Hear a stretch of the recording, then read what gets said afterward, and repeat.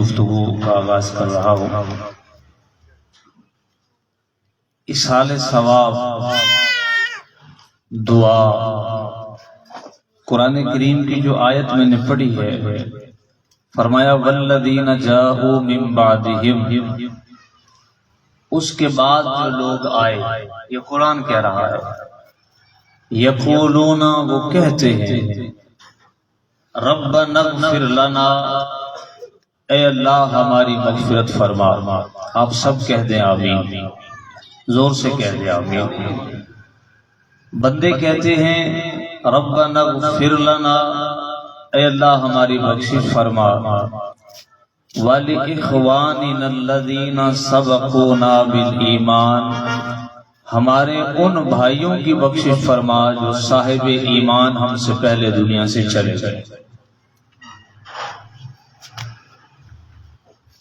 اس آیت کریمہ کے اس حصے سے پتہ چلتا ہے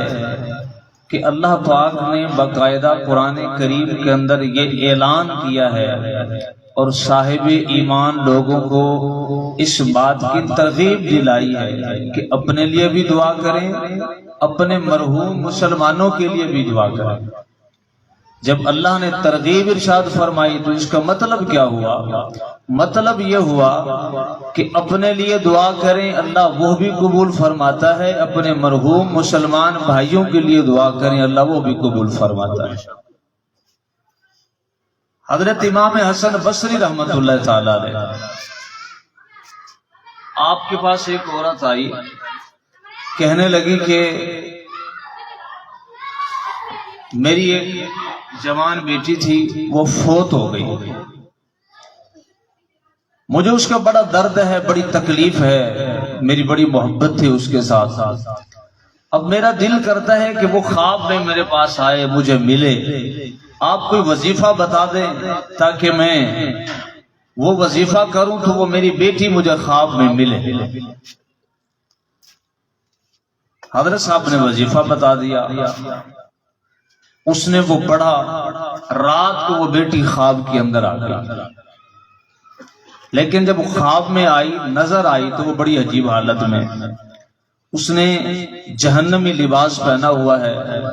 کیفیت اس کی بڑی عجیب ہے، گویا کہ وہ عذاب کے اندر گرفتار ہے۔ وہ مائی صاحب اگلے دن پھر امام حسن بصری رحمت اللہ علیہ کے پاس آئی اور عرض کرنے لگی کہ آپ کے بتائے ہوئے وظیفے سے میں نے اپنی بیٹی کو خواب میں دیکھا تو ہے، لیکن اسے دیکھا بڑی عجیب حالت میں ہے، اب آپ کوئی دعا کریں اللہ پاک اس کے حال پہ رحم فرما دے۔ آپ نے اسے صبر کی تلقین کی، دعا فرمائی، وہ عورت چلی گئی۔ کچھ عرصے کے بعد حضرت امام حسن بصری رحمت اللہ تعالی علیہ، آپ نے خواب دیکھا۔ وہ خواب کیا دیکھا آپ نے دیکھا کہ جنت ہے، جنت کا ایک جھولا ہے اور وہ لڑکی اس جھولے کے اندر، جنتی جھولے کے اندر جھولا جھول رہی ہے، دائیں بائیں اس کے جنت کی حوریں، جنت کی کنیزیں اس کی خدمت کے لیے کھڑی ہوئی ہیں۔ حضرت امام حسن بصری خواب ہی کی حالت میں اس کے سامنے سے گزر رہی ہے، اس لڑکی نے آپ کو بلایا اور کہا کہ حضرت مجھے پہچانا؟ فرمایا نہیں میں نہیں پہچانتا۔ کہا وہ میری والدہ آپ کے پاس آئی تھی، آپ سے وظیفہ پوچھا تھا۔ جی بالکل یاد آ گیا، لیکن وہ تو کہتی تھی کہ میری بیٹی عذاب میں ہے، جہنمی لباس پہنا ہوا ہے، یہ جنت، پھر جنت کا جھولا، پھر یہ حوریں، یہ سارا انعام و اکرام کس وجہ سے ملا ہے؟ بات کو توجہ سے سنیے گا۔ وہ لڑکی کہنے لگی سارا کچھ اس نے صحیح بتایا تھا، مسئلہ یہ ہوا ایک مرتبہ جس قبرستان کے اندر ہم دفن ہے، جہاں میں تھی، ایک حضرت صاحب، ایک مسلمان، ایک نیک بندہ، وہ اس جگہ سے گزرا، اس نے ایک مرتبہ درود پاک پڑھا اور تمام قبرستان والوں کو اس کا ثواب پہنچا دیا۔ جتنے بھی قبرستان والے تھے، اللہ پاک نے اس ایک درود پاک کی برکت سے ساروں کے گناہ معاف فرما دیا۔ دعا، فرمایا دعا تو مومن کا ہتھیار ہے۔ اور پھر قرآن پاک پڑھ کر، اب یہ دیکھیں کاغذ پر اتنے سارے اصحال ثواب جمع کیا جا رہا ہے۔ ایک عربی بزرگ حضرت حماد مکی رحمت اللہ تعالی علیہ، آپ فرماتے ہیں میں ایک رات مکے کے قبرستان کے اندر گیا، میں نے وہاں جا کے بیٹھا، مجھے نیند آ گئی۔ میں نے نیند کی حالت میں یہ دیکھا کہ قبریں کھلی ہیں اور ان قبروں میں سے لوگ نکلے۔ اب وہ جو لوگ نکلے وہ اپنی جھولیوں کے اندر کچھ بھر رہے گئے۔ آپ فرماتے ہیں کہ میں نے ان لوگوں سے پوچھا کیا قیامت قائم ہو گئی ہے؟ قبریں کھل گئی ہیں، قبریں پھٹ گئی ہیں، لوگ باہر آ گئے، قیامت قائم ہو گئی؟ لوگوں نے بتایا کہ نہیں، قیامت قائم نہیں ہوئی۔ پھر میں نے پوچھا کہ یہ معاملہ کیا ہے، لوگ باہر کیوں آئے اور اپنی جھولیوں کے اندر کیا بھر رہے ہیں؟ تو مجھے بتایا گیا کہ معاملہ یہ ہوا ہے کہ ایک مرتبہ یہاں سے ایک بندہ گزرا، اس نے صرف ایک مرتبہ سورہ اخلاص پڑھ کر تمام قبرستان والوں کو ثواب بخش دیا۔ 1 سال ہو گیا، ہم سارے اس ثواب کو اکٹھا کر رہے ہیں، جمع کر رہے ہیں، لیکن اس ایک مرتبہ پڑھی جانے والی سورہ اخلاص کا ثواب ختم نہیں ہو رہا۔ تو دعا جو ہے یہ مومن کا ہتھیار ہے۔ فرمایا کہ جب بندہ مومن کے لیے دعا کی جاتی ہے تو اللہ پاک پہاڑ جتنا بڑا بنا کے اس کو اس نیکی کو پہاڑ جتنا بڑا بنا کے اس بندے کے جس کے لیے دعا کی جا چکی ہوتی ہے اس بندے کو اللہ پاک عطا فرماتا ہے۔ اچانک ایک بندے کا درجہ بلند ہوتا ہے، وہ اللہ کی بارگاہ میں عرض کرتا ہے باری تعالیٰ میں تو یہاں آ گیا، میں تو دنیا سے چلا آیا، میرا درجہ اب کیا بلند ہوا؟ نہ میں نے نماز پڑھی، نہ روزہ رکھا، نہ حج کیا، نہ زکات کی، میں یہ سارا میرا معاملہ تو نہیں ہو سکا، میں تو دنیا چھوڑ کے آ گیا، درجہ بلند کیسے ہو گیا؟ اسے بتایا جاتا ہے کہ تم نے پیچھے جو لوگ چھوڑے، اولاد چھوڑی، ماں باپ چھوڑے، بہن بھائی چھوڑے، عزیز و اقربا چھوڑے، انہوں نے تمہارے لیے دعا کی ہے، اس دعا کی برکت سے اللہ نے تمہارا درجہ بلند کر دیا۔ نبی پاک صلی اللہ تعالی علیہ وسلم کا فرمان علی شان ہے، فرمایا میری امت گناہوں سمیت قبروں میں جائے گی، لیکن جب قبروں سے اٹھائی جائے گی تو اللہ اس کے گناہوں کو معاف فرما دے گا۔ پوچھا گیا کہ حضور وہ کیسے؟ فرمایا کہ جو قبروں میں گئے ان کے پیچھے جو مومنین تھے انہوں نے ان مرنے والوں کے لیے دعا کی تو اللہ پاک ان کی گناہوں کو نیکیوں میں تبدیل فرما دے گا۔ ایک اور حدیث آپ کے سامنے رکھنے لگا ہوں، اللہ کے رسول صلی اللہ تعالی علیہ وسلم نے فرمایا جو بندہ، بہت خوبصورت بات آپ کے سامنے رکھ رہا ہوں، بہت خوبصورت بات، اللہ کے رسول صلی اللہ تعالی علیہ وسلم نے فرمایا جو بندہ اس طریقے سے دعا کرتا ہے یا اللہ یہ جو میں نے فاتحہ خوانی کی ہے، قرآن پڑھا ہے، ذکر کیا ہے، درود پڑھا ہے، نماز پڑھی ہے، اس کا ثواب تمام مومنین و مومنات کو پہنچا، جتنے بھی ہیں تمام کو پہنچا۔ فرمایا کہ اللہ کریم تمام کو وہ ثواب پہنچاتا ہے اور تمام کی گنتی کے مطابق ہر ایک کے بدلے اس پڑھنے والے کو اللہ ایک نیکی عطا فرماتا ہے، ایک نیکی اللہ پاک عطا فرماتا ہے۔ ثواب جو ہے نا جی، اصال ثواب، یہ قرآن و حدیث کا ایک ترغیباً حکم ہے کہ اصال ثواب کا سلسلہ کرتے رہنا چاہیے۔ میرے ذمہ لگا تھا کہ والد کی شان بھی بیان کرنی ہے، ایک حدیث اس کے بعد وقت مکمل ہو جائے گا۔ ویسے تو حدیث پاک آپ نے کئی مرتبہ سنی ہوگی، اللہ کے رسول صلی اللہ تعالی علیہ وسلم نے ارشاد فرمایا کہ جو بندہ اخلاص کے ساتھ، پیار کے ساتھ، محبت کے ساتھ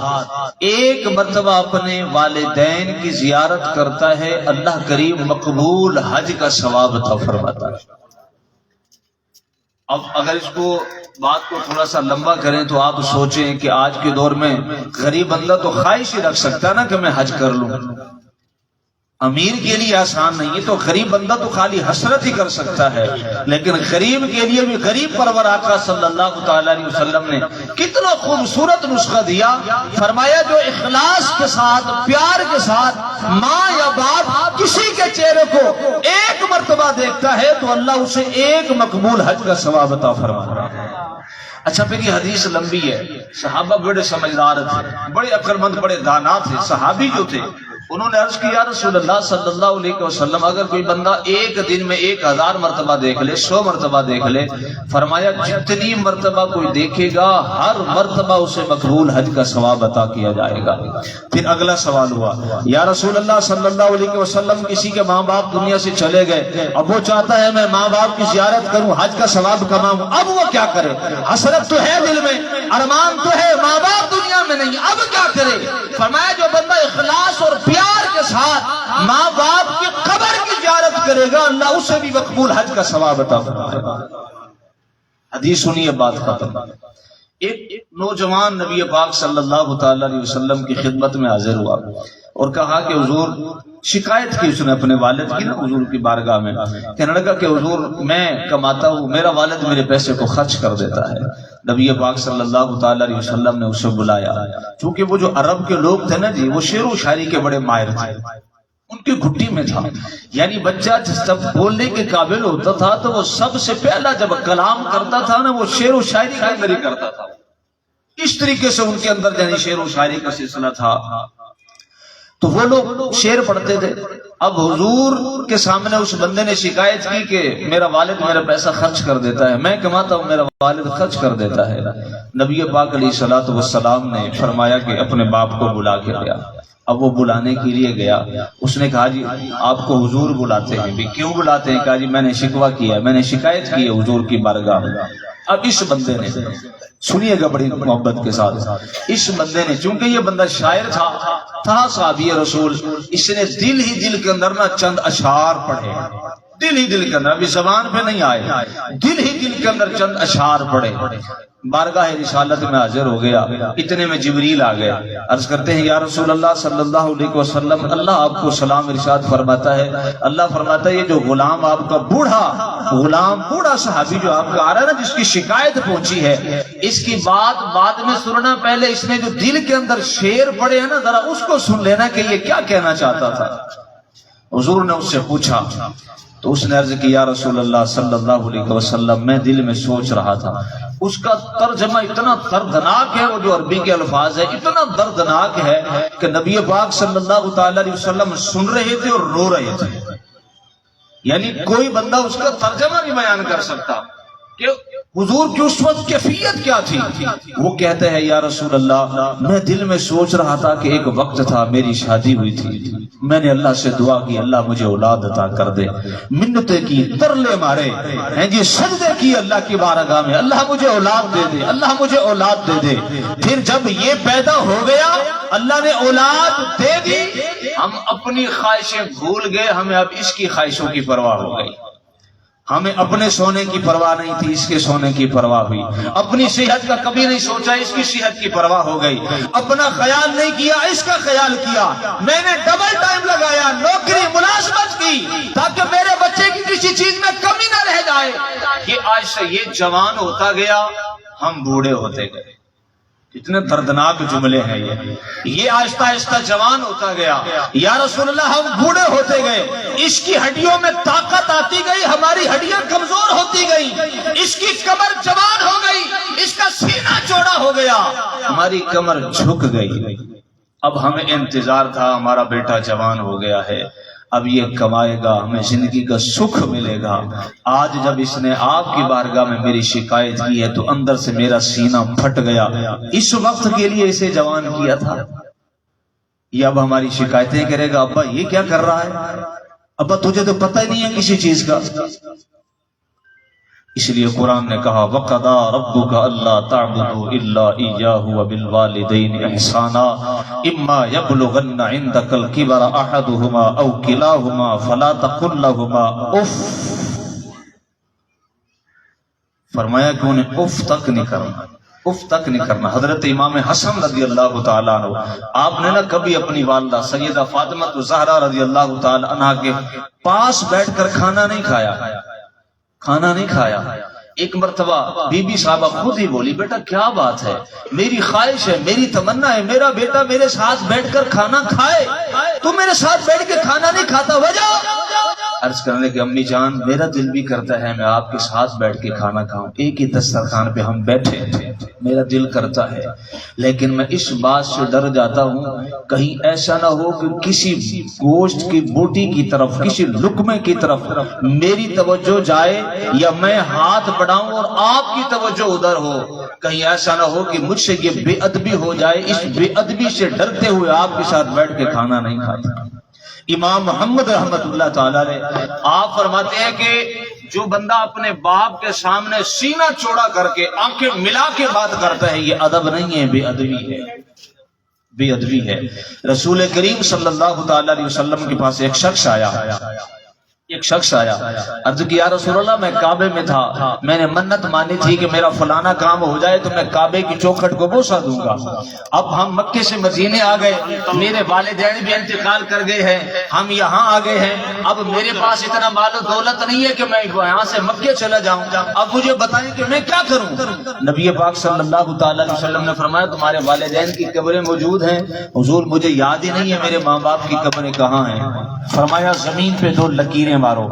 ان لکیروں کو، 2 لکیروں کو، ایک لکیر کو سمجھو تمہارے والد کی قبر ہے، دوسری کو سمجھو تمہاری والدہ کی قبر ہے، اور دونوں کے پاؤں کا تصور کر کے دونوں کے پاؤں کی طرف بیٹھ جاؤ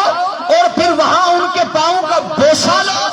سمجھ لینا کہ تم نے کعبے کی چوکھٹ کو بوسہ دے دیا۔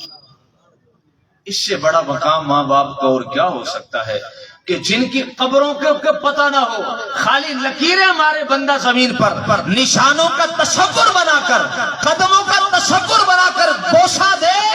سمجھے کہ میں نے کعبے کی چوکھٹ کو بوسہ دے دیا، اس سے بڑا مقام اور ہو کیا سکتا ہے؟ اللہ ان لفظوں کو اپنی بارگاہ میں قبول فرمائے، اس محفل کو اللہ شرف قبولیت عطا فرمائے، آمین۔ وآخر دعوانا الحمدللہ۔